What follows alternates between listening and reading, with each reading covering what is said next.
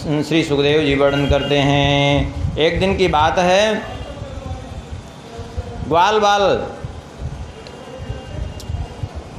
श्री कृष्ण बलराम के सहित गौएं चराते हुए बड़ी दूर निकल गए। ग्वाल बालों ने कहा कि भैया बलराम जी, श्री कृष्ण, हम सब आज तो बड़ी दूर दूसरी ओर आ गए हैं, अब हमारे घर से भोजन भी आने की संभावना नहीं है। क्यों? इसलिए आने की संभावना नहीं कि हम लोग जिधर जाते थे उधर से दूसरी ओर आ गए, तो गोपियाँ जाएंगी भी भोजन लेके जंगल में, तो कहाँ हम लोगों को ढूंढेंगे, हम लोग तो दूसरी तरफ आ गए हैं। तो इसलिए कोई उपाय करो, क्योंकि हम लोग भूख से व्यथित हो रहे हैं। भगवान ने कहा एक उपाय है। ये क्या? यहाँ से कुछ दूर पर ब्राह्मण लोग यज्ञ कर रहे हैं, आप लोग जा कर के उनके घर से कुछ भोजन लेके आइए। ठीक है, गए, ब्राह्मणों के यज्ञशाला में पहुँचे। यज्ञशाला में देखा तो ब्राह्मण पत्नियाँ, अरे नहीं थी, केवल ब्राह्मण थे, क्योंकि यज्ञशाला में ब्राह्मण पत्नियों का कोई काम ही नहीं था। ब्राह्मण लोग यज्ञ कर रहे थे। जाकर यज्ञशाला के बाहर से ही सब ने प्रणाम किया। हे भूमि देवा शृणुते कृष्णस्यादेश कारणा, हे पृथ्वी के देवता ब्राह्मणों, हम सब आपके चरणों में प्रणाम करते हैं और श्री कृष्ण की आज्ञा से हम लेने के लिए आए हैं। कुछ हमें हो तो भोजन दे दीजिए, जो कुछ हो उसे वही दे दीजिए, हम बहुत भूखे हैं हम लोग। श्री कृष्ण बलराम जी भी बहुत भूखे हैं, कुछ हो तो दे दीजिए। लेकिन ब्राह्मणों ने कोई उत्तर नहीं दिया। लौट करके आए, भगवान से कहा। भगवान ने कहा तुम लोग गए ही गलत जगह पर, तुम लोग यज्ञशाला में क्यों गए? अरे ब्राह्मणों के यहाँ तो हमने उनके घर पे भेजना जा था तुमको, क्योंकि भोजन देना तो उनकी पत्नियों का काम है, उन लोगों का थोड़ी काम है। इसलिए तुम उनके घर पे जाओ और उनकी पत्नियाँ होंगी तो उनसे भोजन लेके आओ, क्योंकि पत्नियाँ वो ब्राह्मणियाँ कोई यज्ञशाला में होती तो पहले ही आ जाती भोजन लेके, लेकिन वहाँ थी नहीं। आखिर में जय पत्नीशाला में जा कर के ब्राह्मण पत्नियों को प्रणाम किया और कहा कि हमें कुछ भोजन हो तो दे दीजिए, श्री कृष्ण बलराम जी भी हमारे साथ में हैं, हम लोग बहुत भूखे हैं। बोले ठीक है। तो सुन करके उन ब्राह्मणियों ने बहुत प्रकार की भोजन की सामग्री तुरंत जो है, जो तैयार करके रखी थी, भोजन पूरा बहुत प्रकार के व्यंजन बना करके रखे थे, सब भर भर करके पात्रों में ले करके आई हैं। आप कहेंगे भोजन बना के रखी थी? बोले हाँ। एक तो देखिए यज्ञ हो रहा था, इसलिए यज्ञ के समय भोजन खूब बना के रखना भी चाहिए, क्योंकि न जाने कब कौन आ जाए तो कोई भूखा न लौटने पाए। इसलिए दूसरी बात यह है कि पहले वैसे भी लोग पर्याप्त भोजन बना के रखते थे कि न जाने कौन भूखा सूखा आ जाए अतिथि। आज परंपरा इतनी बिगड़ गई कि लोग अपने घर वाले के लिए भोजन नहीं बना देंगे। हाँ, और कितने घरों की तो ऐसी दशा है शहरों में कि पति बेचारा ड्यूटी करके आवे तो भोजन बनावे तो भोजन मिले, नहीं तो भोजन ही न मिले। हाँ, पत्नी आदेश खाली फरमाए देगी, ऐसी दशा हो गई है। कहाँ से जगत का कल्याण हो। आखिर में जो है पत्नियों ने, विभिन्न ब्राह्मण की पत्नियों ने खूब भोजन भर भर करके पात्रों में ला करके श्री कृष्ण बलराम जी को और ग्वाल बालों को खूब जो है पवाया। सब ने ग्रहण किया और भगवान ने कहा अब सब अपने घर चले जाओ। तो उन सब ने कहा कि मैवं विभोर्हति भवान गदितुं नृशंसं सत्यं कुरुस्व निगमं तव पादमूलं प्राप्ता वयं तुलसीदाम पदावसृष्टं केशैर्निवोढुमतिलंघ्य समस्तबंधोन्। कहा कि आपने जो ऐसी बात कही है ठीक नहीं है आपके लिए। आप हमारे हृदय की भावना को जानते हैं, इसलिए आप वेद वाणी को सत्य करिए। वेद भगवान कहते हैं कि जो आपकी शरण में आ जाता है फिर कभी उसको संसार में नहीं जाना पड़ता। तो आप इस प्रकार से हमें कैसे संसार में वापस कर सकते हैं? भगवान ने कहा देवियों हम जानते हैं आपकी भावना, लेकिन आप जिस भावना से हमको चाहती हैं वो भावना इस समय आपकी पूर्ण होना संभव नहीं है। आप चाहती हैं कि गोपियों की तरह हम आपको अपना लें, ये संभव नहीं है। आप सब ब्राह्मणियाँ हैं, इसलिए हमारे लिए सर्वथा पूज्या हैं। हम आपके चरणों में प्रणाम ही करेंगे। आपको गोलोक धाम में वो सुख मिल जाएगा, लेकिन यहाँ नहीं। इसलिए अभी तो आप घर जाओ और आपके पति पुत्र सब प्रतीक्षा कर रहे होंगे। रही बात ये सोच रही हो कि जो है पति हमारे बिना आज्ञा के आई हैं तो स्वीकार नहीं करेंगे, तो जो मेरी शरण में आ गया उसको फिर कोई भी अस्वीकार नहीं कर सकता। इस प्रकार से भगवान ने उनको समझा बुझा के भेज दिया। ब्राह्मणों को बाद में बड़ा पश्चाताप हुआ कि भगवान यहाँ आए फिर भी जो है हम उनका स्वागत सत्कार तक नहीं कर पाए, उनकी सेवा नहीं कर पाए। पश्चाताप तो हुआ, अपनी पत्नियों की प्रशंसा भी की, लेकिन फिर भी भगवान के पास नहीं गए। क्यों? कंसाद भीता न चाचलन, कंस के भय के मारे नहीं गए। क्योंकि ये जहाँ यज्ञ कर रहे थे वो मथुरा से निकट ही था वो स्थान। मथुरा वृंदावन के बीच में एक स्थान है भौत्रोड़ मंदिर, आज भी वो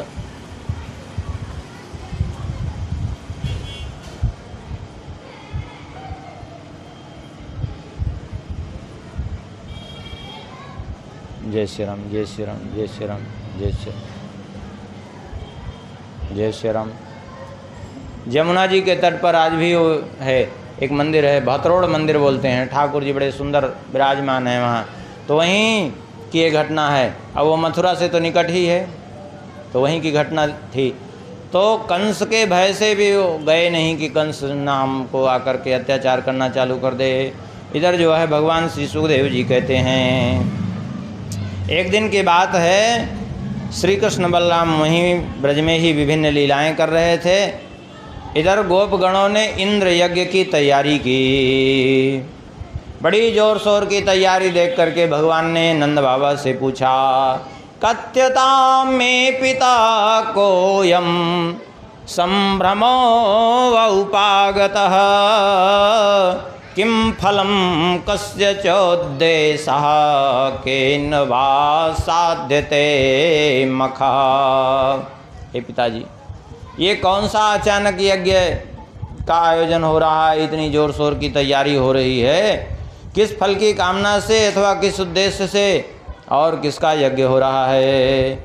जो कर रहे हैं आप लोग, क्या ये शास्त्र विहित है अथवा अशास्त्रीय ऐसे ही परंपरा से चला आ रहा है? हाँ, क्योंकि बहुत कृत्य आजकल ऐसे प्रचलित होते जा रहे हैं जो कि कहीं शास्त्र में है ही नहीं, मनमाना चलते जा रहे हैं। देखी देखा बहुत चीज़ें ऐसे खूब संसार में प्रचलित होती जा रही हैं। ये एक दोष ही है। तो मैं जानना चाहता हूँ, सुन करके नंद बाबा ने कहा, पर्जन्यो भगवान इंद्रो मेघास्तस्यात्ममूर्तया ते विवर्षन्ति भूतानां प्रीडनं जीवनं पयः। नंद बाबा ने कहा, देवराज इंद्र मेघों के स्वामी हैं और उनकी आज्ञा से मेघ जल बरसाते हैं। इसलिए हम लोग जो है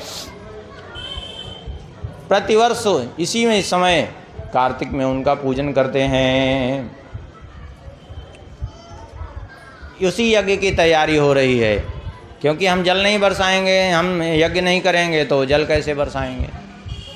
भगवान ने कहा कि यदि आधे लोग यज्ञ करें आधे न करें तो क्या आधे खेत में जल बरसेगा क्या आधे लोगों के? अरे कर्मणा जायते जंतु कर्मणैव विलीयते, सुखम दुखम भयम क्षेम कर्मणैवाभिपद्यते। मनुष्य कर्म से ही जन्म लेता है, कर्म से ही सुख दुख पाता है और कर्म से ही मृत्यु को प्राप्त होता है। देखिए, एक बात समझने की बात है, ये शोर न करें भाई तो ठीक रहेगा। ये बच्चे शोर कर रहे हैं, इनको ज़रा बाहर कर दीजिए। ध्यान दीजिए इधर थोड़ा सा सब लोग। यहाँ भगवान यज्ञ का निषेध नहीं कर रहे हैं, यज्ञ करने के लिए मना नहीं कर रहे हैं भगवान, लेकिन समझने का प्रयास करें। भगवान यहाँ जो कह रहे हैं, इंद्र को का अभिमान चूर्ण करने के लिए इंद्र यज्ञ रोकने की बात भगवान कह रहे हैं। आजकल तो ऐसे ऐसे मूर्ख लोग हैं कि वो कहते हैं अरे ये क्या फ़ायदा यज्ञ करने से, आखिर घी डाला जाता है उसमें, आग में घी बर्बाद होता है, साकल्य बर्बाद होता है, ये सामग्री डालते हैं उसमें बर्बाद होती है। ऐसे लोग भी हैं आजकल कहते हैं। चलो, जो लोग कहते हैं कि बर्बाद होता है तो वो लोग पहले जाके किसान से किसी पूछें। जब किसान खेत बोता रहे ना तो उससे पूछें तुम बीज क्यों फेंक रहे हो खेत में, ये बीज तो बर्बाद हो रहा है खेत में भूमि में दब करके। अब बताइए, हम आपसे पूछते हैं कि खेत में आपने बीज फेंक दिया, किसान ने खेत में बीज फेंक दिया, तो वो बीज बर्बाद हो गया? हाँ, नहीं बर्बाद हुआ। क्यों? क्योंकि वो बीज भले ही अभी दिख रहा है कि वो फेंका जा रहा है खेत में, वो भूमि में दब करके ख़त्म हो रहा है, नष्ट हो रहा है, लेकिन वो नष्ट नहीं हो रहा है, वो बीज ही बहुत गुना हो करके हमें प्राप्त हो जाएगा। बस उसी प्रकार से ये यज्ञ में जो कुछ भी अर्पण किया जाता है अथवा भगवान की सेवा में जो कुछ अर्पण किया जाता है वो बहुत गुना हमें प्राप्त होता है उसके रूप में। लेकिन उन मूर्खों को कहाँ से समझ में आएगा जिनकी बुद्धि खराब हो गई है पाश्चात्य सभ्यता की शिक्षा लेकर के,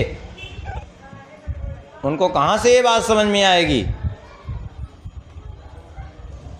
आखिर में जो है भगवान ने कहा देखो सबको अपने अपने इष्ट की आराधना करनी चाहिए, अपने अपने इष्ट की आराधना करनी चाहिए। क्यों?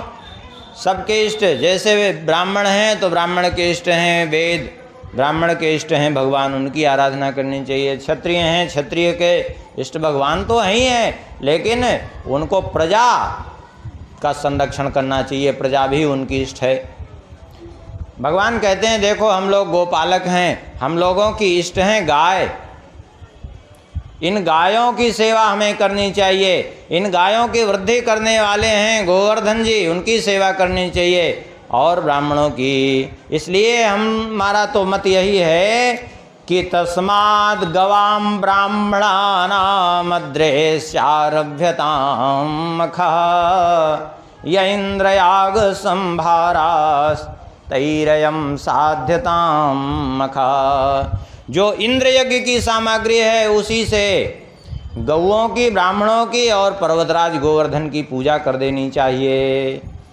अलग से कुछ नहीं लगेगा। विभिन्न प्रकार के पच्यताम विविधापा का सूपांतापा ऐसा दया संज्ञा वापुपस्कुल्या सर्वदोहस्य गृह्यताम, विभिन्न प्रकार के पकवान बनाए जाएं, विभिन्न प्रकार के सामग्रियां तैयार की जाएं और श्री गोवर्धन जी को चल करके उसको अर्पण किया जाए, और फिर पहले ब्राह्मणों को भोजन। और हुयंताम अग्नया सम्यक ब्राह्मण ब्रह्मवादि भी, ब्राह्मणों के द्वारा विधिवत अग्नि में आहुति दिलाई जाए और उनको भोजन करा करके गौ और दक्षिणा दी जाए, और फिर उसके बाद सबको भोजन कराया जाए, चाहे वो चांडाल ही क्यों न हो। कहते हैं ये मुझे भी प्रिय है, गौओं को भी, गिरिराज जी को भी प्रिय है ये यज्ञ। अब तो सबने वही किया जैसा भगवान ने कहा, और भगवान सबको विश्वास दिलाने के लिए जब सबने गोवर्धन जी को अर्पण किया तो भगवान गोवर्धन जी के ऊपर एक विशाल स्वरूप धारण करके भगवान प्रकट हुए, और कृष्णस्तन्नतमं रूपम गोप विस्रंभणम गतः शैलोस्मीति ब्रुवन् भूरि बलिमादत बृहद बपुः। विशाल रूप धारण करके भगवान भोग आरोगने लगे। बलिमादत, बलिमादत का मतलब जो अर्पण किया गया था उसको ग्रहण करने लगे। लेकिन आजकल मूर्खों ने बलि शब्द का अर्थ ही पूरा पलट दिया। बलि शब्द का अर्थ हिंसा नहीं होता, बलि शब्द किसी को मारने के अर्थ में नहीं है, बलि माने अर्पण की हुई चीज। ये अपने स्वाद के लिए लोगों ने एक नियम बना लिया कि भद्रकाली को बलि देनी चाहिए, भैरव को बलि देनी, सब बेमतलब की बात है। ये सब कहीं ऐसा शास्त्रीय विधान नहीं है। ऐसे कई घटनाएं भी मंदिरों में बहुत जगह घटी हैं कि जहाँ वहाँ के देवताओं ने ही स्वयं विरोध किया है। अरे सोचिए, भद्रकाली जिनकी आप पूजा करते हैं वो सारे जगत की माता हैं, तो क्या वो जिस बकरे की बलि देते हो बकरे की माता नहीं है क्या? तो कोई माता अपने बच्चे को खाएगी क्या? नहीं खाएगी। तो ये बलि प्रथा ज़बरदस्ती में कहाँ चल गई, बेमतलब की चल गई। एक बार एक गांव की सत्य घटना सुनाते हैं। एक गांव में एक पटेल जी थे, कोई बुरा न मानिएगा। एक गांव में एक पटेल जी थे।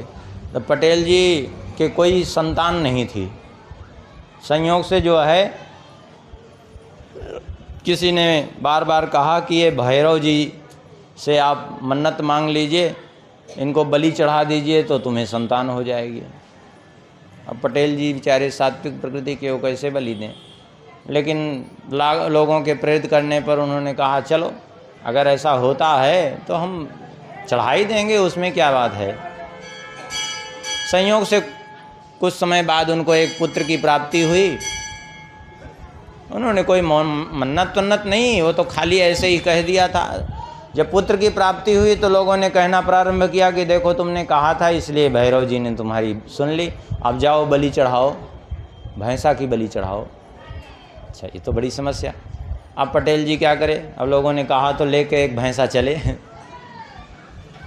अब वो लेके चले तो रास्ते में एक संत जी मिल गए। बोले कहाँ जा रहे हैं? बोले लोगों ने कहा कि जो है ये भैरव को भेंट करना है ये भैंसा, क्योंकि पुत्र हुआ है हमको। संत जी ने कहा ये तो बड़ी विचित्र बात है, क्यों तुम भैंसा को मार के फालतू पाप करोगे? बोले लेकिन अब लोग पीछे पड़े हैं, कह रहे हैं भैरव को चढ़ाओ भैंसा क्योंकि तुमको पुत्र हुआ है। ये तो अच्छी समस्या। तो संत जी ने कहा कि तो एक काम करो तुम ना, अरे भैरव जी को समर्पित करने को कहा है ना? बोले हाँ। अरे तो जाओ भैरव जी के मंदिर में छोड़ देना, तुम फुर्सत हो गए, भैरव जी जाने और भैंसा जाने, तुमसे क्या लेना देना है। बात जम गई वो पटेल जी को। और उन्होंने क्या किया कि रस्सी को ले जाकर, अब संत जी ने तो कहा था जाके भैरव जी के पास छोड़ के चले आना, उन्होंने थोड़ी सी अपनी बुद्धि और लगाई और भैरव जी की जो पिंडी थी उसी में बांध दिया ले जाके रस्सी को। और वो जब गर्मी लगी धूप भैंसे को, अब जो भैंसे को धूप लगी तो उसने मारा झटका, वो भैरव जी की पिंडी ही उखड़ गई। और भैरव जी की पिंडी उखड़ गई, वो घसीटता हुआ भैरव जी की पिंडी को लेके चला। अब वहीं बगल में कुछ दूर पे शीतला जी का मंदिर था। शीतला जी ने हंस करके कहा कि अरे भैरव जी ये कौन सी लीला हो रही है? भैरव जी ने कहा हंस लो हंस लो, अभी किसी पटेल से पाला नहीं पड़ा है ना तुम्हारा, हंस लो जितना हंसना हो। मेरी तो दुर्दशा हो रही है, ये भैंसा ले जा रहा है न जाने कहाँ, और तुम हंस रही हो हमारे ऊपर। आखिर वो भैंसा तो बेचारा गर्मी से परेशान था, वो गया नदी में, वो जाके नदी में बैठा, अपनी गर्मी दूर की। और उसके बाद भैरव जी वहीं नदी में छूट गए, उनकी पिंडी छूट गई। रात में स्वप्न दिया भैरव जी ने, बोले आज से यदि कोई यहाँ पे बलि चढ़ाया तो हम उसका विनाश कर डालेंगे। हाँ, जबरदस्ती में हम कुछ चाहते नहीं, लाला कर तुम लोग हिंसा करते हो, पूरे गांव को स्वप्न दिया। उस दिन से बलि बंद हो गई। अब बोले फिर से ले आके हमको वहीं हम उसमें पड़े हुए हैं तालाब में, निकाल करके नदी में तालाब में जहाँ, और निकाल के स्थापित फिर से उनको किया और बलि वली बंद हो गई। तो बलि प्रथा कहीं है नहीं, है जबरदस्ती में लोगों ने चालू कर दिया है, ऐसी कोई शास्त्रीय विधि नहीं है, और ऐसा करने वाले नरकगामी होते हैं। सबको विश्वास हो गया, गोवर्धन जी की सबने विधिवत पूजा की, परिक्रमा की, और फिर परिक्रमा करके सब अपने अपने घर चले गए। अब सब घर गए, विश्राम करने दीजिए सबको, गोवर्धन जी का पूजन हो गया है। अब यहीं कथा को भी विश्राम करते हैं, शेष भगवत कृपा से कल स्मरण करेंगे। कल के प्रसंग में ही रुक्मिणी जी का विवाह भी संपन्न हो जाएगा। थोड़ा भगवान के नाम का कीर्तन करें। गोविंद जय जय गोपाल जय जय,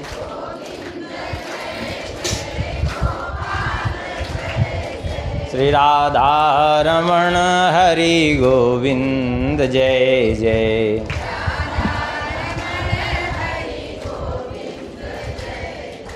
श्री राम जय जय रघुवीर जय जय,